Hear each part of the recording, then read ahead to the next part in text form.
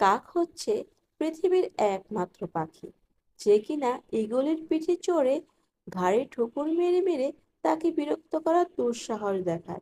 মজার ব্যাপার হলো, ঈগল কিন্তু কাকের সাথে লড়াই করে নিজের শক্তির অপচয় করে না। ঈগল যেটা করে সেটা হচ্ছে সে দ্রুত গতিতে উপরের দিকে উঠতে থাকে। অধিক উচ্চতায় অক্সিজেনের স্বল্পতা এবং প্রচণ্ড গতিবিধির কারণে এক পর্যায়ে কাক দুর্বল হয়ে হাঁসফাঁস করতে করতে ঈগলের পিঠ থেকে ধসে নিচে পড়ে যায়। ঠিক তেমনি আপনার জীবনে চলার পথেও আত্মীয়-স্বজন, বন্ধু-বান্ধব এবং সহকর্মীরূপী কিছু কাক আপনাকে পিছন থেকে টেনে ধরার চেষ্টা করবে। ওদের সাথে যুদ্ধে লিপ্ত হয়ে আপনি আপনার মূল্যবান সময় নষ্ট করবেন না। আপনি শুধু ওদেরকে আপনার উচ্চতায় নিয়ে যান। দেখবেন ওরা পালাবে। কারণ ওই উচ্চতায় ওরা কখনোই টিকবে না।